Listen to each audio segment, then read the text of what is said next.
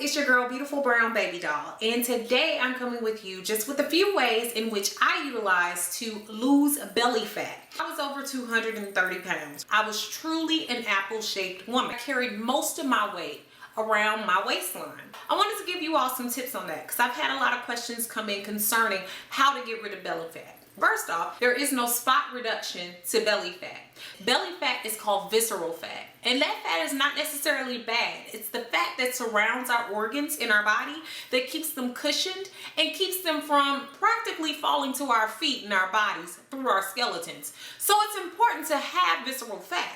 A lot of us have too much visceral fat. Can skinny people have too much visceral fat? Yes, they can. It comes from inactivity. So whether you're obese or skinny and you have too much visceral fat, it's still just as unhealthy for each person.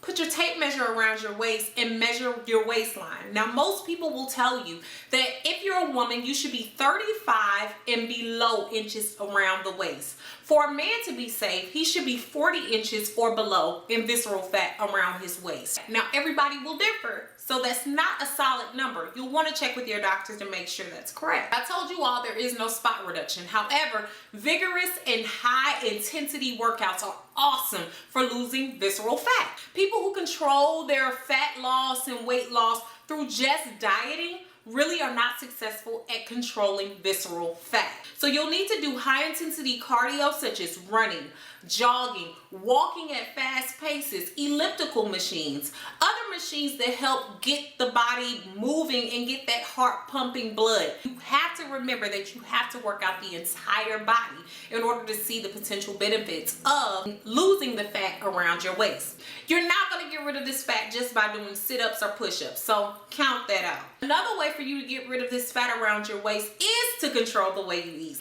You'll want to increase your fiber. Yes, digestion is big for getting rid of fat. The better digestion you have, the less fat buildup you'll have. Most will recommend that you have at least 10 grams or more of fiber in your diet daily. We want to make sure the body is moving, make sure that it's getting rid of the fats, and we want to make sure that we're eliminating waste that don't need to sit on the body, in the body, or on the organs.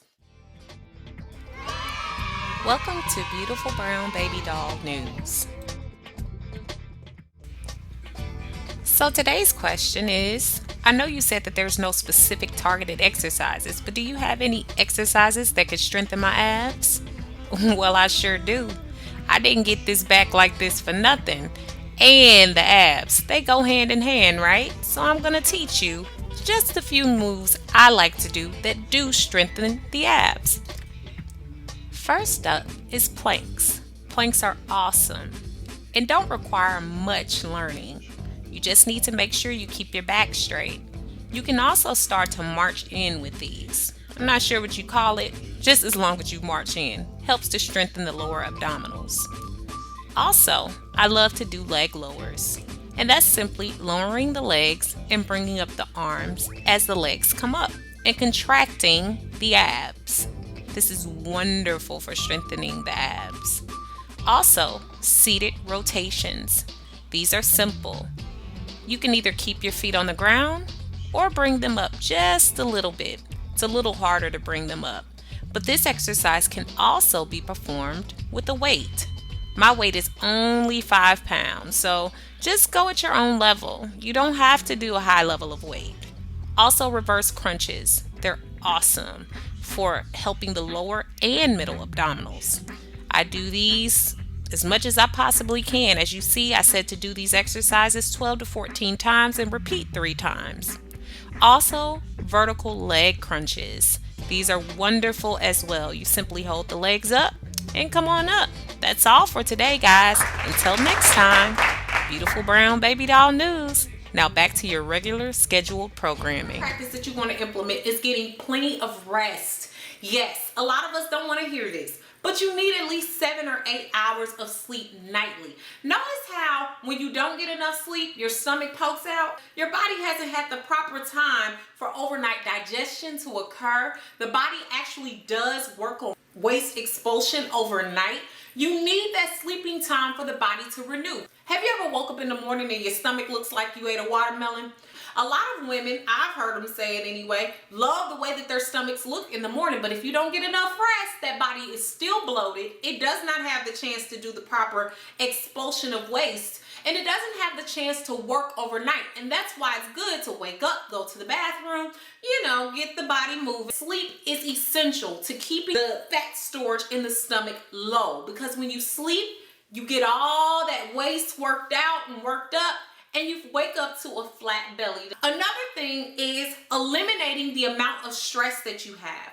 A lot of us don't think about stress as being a big cause for weight gain, but it is a huge cause of weight gain. People who are stressed eat more food, right? We eat bad foods. We tend to pick up things at McDonald's. We tend to pick up things that are at our fingertips, as opposed to preparing meals and taking good care of ourselves. We cannot get rid of work. We cannot get rid of school. We cannot get rid of those things that are important to us. But things such as exercise and properly controlling your diet really do help reduce the amounts of stress. It's making sure that your mind, body, and spirit is all in sync so that you don't experience so much stress. Find things you like to do outside of even just working out that help keep your levels of stress down, because you'll gain more visceral fat if you continue to have high levels of stress. Another thing is simply improving your posture. Have you ever noticed that when you're sitting slumped down like this, you have a big wad of fat right here? Your body has become used to sitting this way, so the fat settles there. Sit up. You'll find that you won't have as much of that fat buildup as you usually do.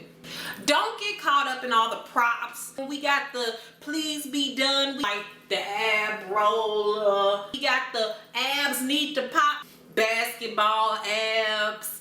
I don't know what all they call. We got the stomach be gone. I mean, you got all of these doggone workout machines out here that really might not even be helping you. Props are optional. You do not have to have a prop in order to lose belly fat. All you need is a mat, your body weight, and some resistance if necessary. You don't have to buy a specific ab roller or anything like that in order to lose weight. Think of it again as just taking care of the whole body and doing exercise across the whole body.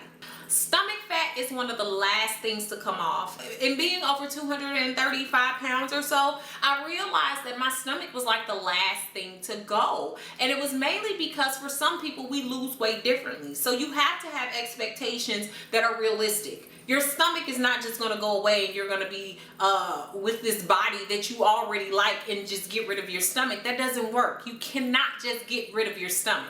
Try and use some of these things that I've given you all to help you get to the goals you seek to make and maintain. And this can also help with people who want to maintain their stomachs or want to create abs. So there are different things out there that you can do that can really help you create a stomach that you would like. But remember, it's going to come with losing overall body fat or visceral fat as well.